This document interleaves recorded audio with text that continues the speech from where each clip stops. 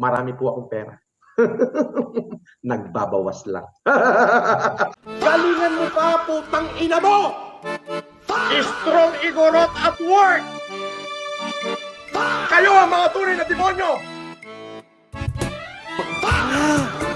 Panginoon ako dun! Oo!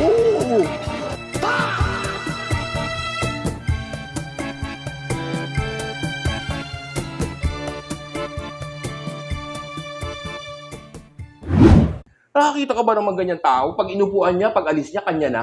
Ano ibig sabihin na? Pag pinicturan niya yung building, kunyari, nag-selfie siya. Okay. Yung nasa likod niya, kanya. Pag alis niya, kanya. Ganyan ang ugali niya. Ingit na ingit kayo, no? Ang laki ng aking kaharian. Pare ang aking building, oh. Ako may-ari. Oh. Ano kayo ngayon? Oh, ayan, ako may-ari niyan. Oh, ingit kayo, no? Sinasabi ko sa inyo, asartalo kayo sa akin. Bakit? Marami akong pera, mayaman ako. Kayo, anong kinakain nyo ngayon? Taing bubog, nguya pa ako na kayo. Oh, yan sinasabi ko sa inyo. Kawawa. Oh, ingit-ingit kayo na. Kataas ng aking building eh. Ingit ka na naman. Sabi ko nga, may pera ako. Nakita niyo ba yung aking opisina? Ang opisina ko ay worth of hundreds of millions. Ha? Marami akong mga sports car. Marami akong jewelry. Yan. Inggit ka na ba?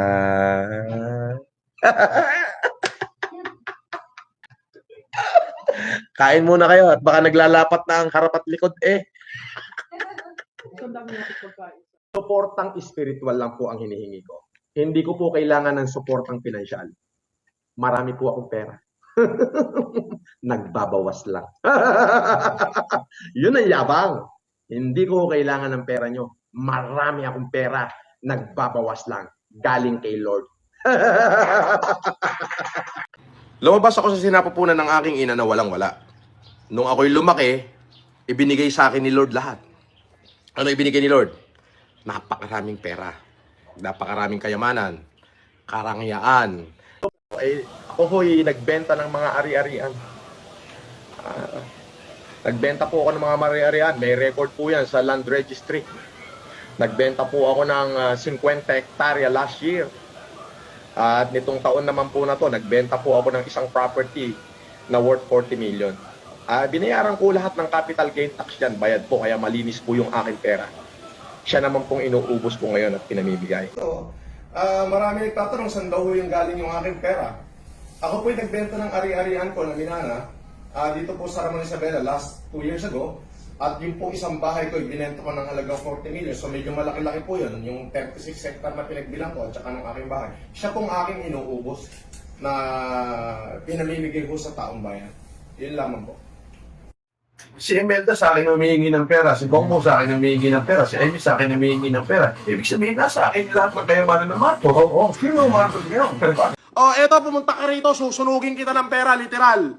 As in, tigil 1,000 gagamitin ko, hindi na ito tigil 1,000. Susunugin kita hanggang sa maging abo ka. Pag hindi ka naging abo, pati buto at ngipin mo, sa'yo na lahat ng matitirang pera ko. Pero susunugin kita, pera gagamitin ko sa'yo. Isa lang titiyakin ko sa'yo, 6 na oras. Tupok ka. Pati ngipin mo, abo. Gusto nyo sunugan tayo ng pera? Halika, magsimula tayo. Gusto nyo sa kalsada, ilabas nyo lahat ng pera nyo. Ilalabas ko pera ko, magsunugan tayo. Isa lang ang sisiguraduhin ko. Abo na pati buto nyo. Yung pera ko hindi pa naabo. Ako po, ipinanganak akong super yaman. Makikipagsunugan talaga ako ng pera sa kanila. Gusto nila, sunugin nila ako ng pera nila. Pero sisiguraduhin ko, hindi pa ho ako napapasok. Ubos na yung pera nila. Pero pag sila ho sinunog ng pera ko, pati ngipin at buto nila, abo na. Yung pera ko hindi pa ho naaabo. Many months later. Arestado ang online personality na si Francis Leo Marcos sa kasong paglabag sa Optometry Act dahil sa pamimigay niya ng salamin ng wala umanong pahintulot ng doktor.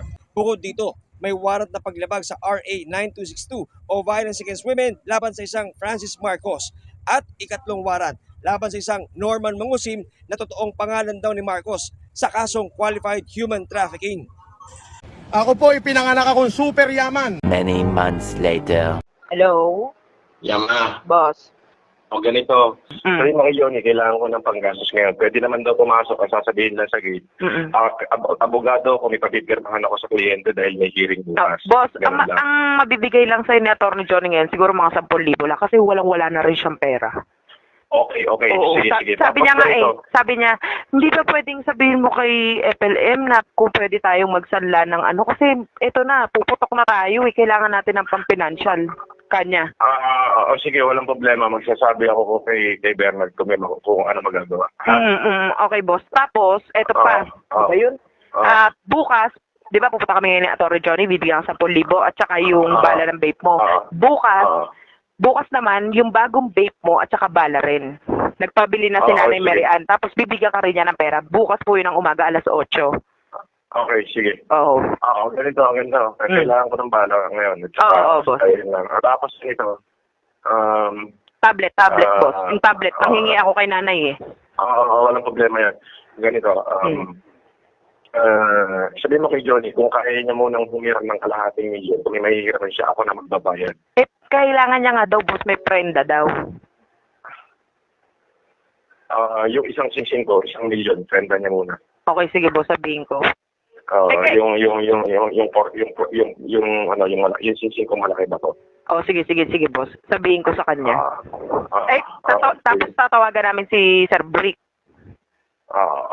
Okay, sige. Alright, sige, boss. Okay, kausapin mo kaya, boss? Tawagan kita, tatawagan ko. Sige. Eto, wait lang, boss.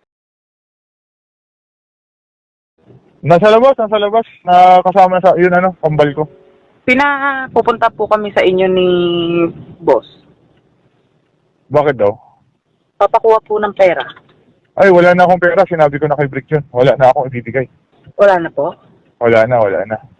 Sa kung sabi ko sa kanya, kung gusto daw niya, bigay niya sa akin yung asset niya, ihasanla ako sa kaibigan ko. Nakay boss, yung mga niya, yung relo daw, pwede daw, relo. Ano? Relo daw, pwede, relo.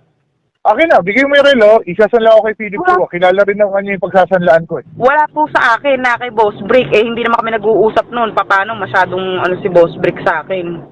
Ang pinakamaganda doon, is kakausapin ni FMC Brick, si Brick ang magbibigay sa akin. Hindi po. Sinabi ko na kay Brick yun. Attorney eh. Yun po yung, kasama ko ngayon si attorney. Yun yung sinabi sa kanya ngayon ni Boss. So basically, kung ganun, kailangan kausapin ako ni Brick. Kasi wala akong attorney po tatawag sa kanya. Tama. Si attorney tatawag sa kanya, si Brick ang tatawag sa akin, tapos bukas na bukas, dadaling ko kay Philip Chua. Kaso kay Philip Chua. Ganun daw, attorney. Ngayon, kailangan sana ni Boss daw eh. Ay, wala. Linggo ngayon. Wala akong mahanap na bangko ngayon. Okay. Sige po. Sabihin mo kay Brick, dalhin sa akin, dadaling ko sa Makati yon, sa Magallanes Village, i-encash natin sa kaibigan ko. Kilala rin naman ni Boss yun pagbibigyan nun. Tsaka hindi ko alam kung magkano evaluation nun, sasanlaan natin. Kaya nga po. Mamaya, balik kami ulit sa NB. Nasaan ba yun Nasaan ba yung pera ng Nasaan ba yung pera ng YouTube? Nasaan ba yung pera ng YouTube? Yun nga yung pin na kay Mami Beth gumawa nga ng sulat na wag kukuhanin yung pin, ibigay dun sa kay Benok. Di na kay Denok na. Wala pa po. Nandito pa yung sulat. Kakagawa lang ni Boss ngayon ng sulat. Nandito kami sa NBI eh. Ibigay nyo na lang sa akin, ako nakukuha noon para ako na lahat. Wala nga. Hindi naman alam ni... Wala sa akin pin na kay Mami Beth. Na kay Beth tapos? Hindi pa natin alam kung nakuha na ni Mami Beth kasi siya nag-aasikaso doon. Sabi niya, ako na mag-aasikaso dyan, Yama. Ganito na lang. Tawagan si Brick, ayusin nyo yun pin, ibigay na sa akin yung pin para ma-withdraw ko ng pera, para mabigay ko na sa inyo. Diba? Hihingi lang naman ako ng withdrawal slip yan, kakausapin ko yung bangko niya. Sige po. Ako kasi wala naman ako hiling basa. Kayo na bahala mag-utos sa akin, pero gusto ko manggaling kay Brick. Kasi kay Brick lahat yun yung alahas o yun hindi ko alam eh. So bigay sa akin yun, ako bahala. Tapos pag hawak ko na yung pera, wala akong choice, Yama. Kailangan ko ibigay kay Brick. Si Brick magbigay sa abogado. Para wala akong sabit. Hindi po. Paano yun? Gusto nila talaga kay Sir Brick daw attorney? Kumo-connect. Hindi, na kay Brick yung asset. Not necessarily kay Brick. Walang problema kay Brick. Na kay Brick kasi yung alahas saka yung pin di ba? Opo. Ano po ba sabi sa attorney ni boss? Wala pa sinasabi sa akin, hindi pa tumal. Ang pinaka-importante dyan is kausapin ni FLM si Brick na i-surrender lahat kay Alvin. Tapos ang kwento, ako gagawa ng pera. Sige. Tapos, Sige. yun lang naman importante. Tapos, Sige. kung mag-release ako ng pera sa inyo, kailangan tawagan ako ni SM na mag-release ako ng pera sa inyo. Kasi pag may hanapin sa akin yung pera niya. Tama. Tsaka Diba ganun lang? kahit po may tawag, may sulat po na may perma si boss. Yun ang order ni boss. Walang problema yun. Basta ang pinakakailangan ko, bigyan niyo sa akin. Kasi wala sa akin lahat Opo. Ako gagawa ng pera, Kaya nga tapos bago mag-release, bigyan niyo, di ba? Okay? Sige. Sige. Ano namin kay boss yan? Sige, walang problema. Magsasabi ako ko kay Bernard kung ano magagawa.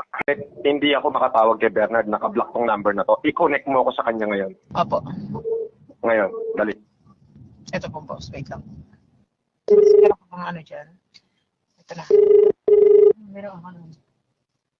Boss Bernard? Yes. Nandiyan po.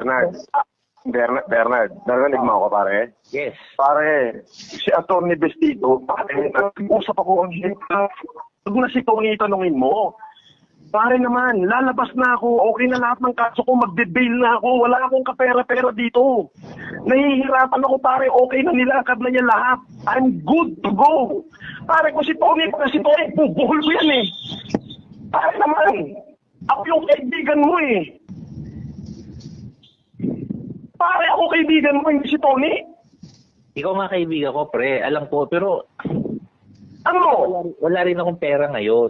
Pare, lalabas na ako, good to go na. Hindi ako makalabas, wala akong pambil doon sa isang kaso ko, pare. Pare, ang dami ko yung cellphone ko, kinapapagutang ko, makalkal nila, kaya pinakukuha ko kay Johnny, nakutangan ko ng 265,000. Kinapapagutang ko, kalkalin nila, pare. Pare, napasinungalingan na lahat ni attorney na hindi drug lord yung aking financer. Pare naman, hindi ako magsasabi sa iyo ng direkta. Pare, kung ikapapahamak natin. Pare, ang daming abogado hindi ko tinanggap. Una, anong kailangan niya? Kung yung 2 milyon, wala akong 2 milyon. Pare, hindi naman 2 milyon. Pare, sabi ko 300,000 yung nagpapahingi ako para hindi makalkal yung cellphone ko. Tapos siguro siguro Martes ng hapon kailangan niya at least mga 1 milyon. Tapos nababailan lang ako. Kung ano yung sobra, isosoli ko sa iyo. Wala nga akong ganun pera pa. Sinabi ko na sa'yo, nahihirapan ako, yung economy patay. Pare, naiintindihan kita. Alam ko, pare, kapatid mo ko, hindi mo lang ako kaibigan. Kapatid mo ko, ba't yung sasabihin mo kay Atty. Vestido na si Tony ang tanongin, ano ba si Tony? Tao lang natin yun. Hindi natin siya kaibigan, tauhan natin siya. Tayong magkaibigan, tayong magkapatid. Nagets mo ko? Pare, lahat ng laban mo, hindi kita iniwan. Huwag mo ko iwan. Hindi naman tayo iniwan, pre. Kung alam mo lang, nag-uusap kami ni Tony palagi. Si Tony, play safe yan. He has the uniform to protect. Alam mo ba, para makatawag lang ako ngayon, kailangan ko ng 10,000 para makatawag ng 15 minutes. Kaya nga kahigrat yung inaabot ko. Pare, sa inidoro ko natutulog, pare. Pare, malinis na ako. Wala na lahat. Mapakahiya na sila once na nag-press release ako. Hindi, intindihan ko, walang evidence, walang suspect. Nagis mo, wala naman siya mapapakitang beyond reasonable doubt na alam ko lahat yan. Pare, sensational kasi ako. Nag-gets mo? Tinitira nila ako, sinisira ako dahil gusto ng 3 senador na masira ako. Ngayon, nang kinatapakutan nila na makalabas ako, magkalabas sa totohanan sa akin lahat ng tao. Oo nga, pero wala akong maibigay. Wala nga akong pera-pera. Pare, papunta sa'yo si Johnny. Baka bigyan mo kahit 300. Importante lang yan, pare. Kasi yung cellphone ko nga nandun sa mga tao nung taga-NBI. Ayokong makalkal nila, pare. Pare, dahil napakaraming sensitive kung usapan doon. Ngayon, kung magde-bail na ako, kung ano yung kaya mo lang itagdag, yun lang, pare, hindi kita pinag-pressure. Pare, papunta sa'yo si Johnny. Pasensya ka na. Ha? Hello? Pare, bukas na lang. Hagahanap pa ako. Bukas na Pare, lang. pupunta siya sa korte bukas eh. Maaga siya sa korte. Mga anong oras siya pupunta siya bukas para at least kahit paano, pare, hindi naman siya mahirapan ng sobra-sobra. Sige lang, ngayon mo na papuntahin. Oh, sige, 300 kilo niya. 300 kay Johnny, salamat, pare, ha. Thank you very much. Ako po ipinanganak akong super yaman. Lumabas ako sa sinapupunan ng aking ina na walang-wala. Ako po ipinanganak akong super yaman. Lumabas ako sa sinapupunan ng aking ina na walang-wala. Ako po ipinanganak akong super yaman. Lumabas ako sa sinapupunan ng aking ina na walang-wala. Pare, come on. I could not see any logic in there. Kularang!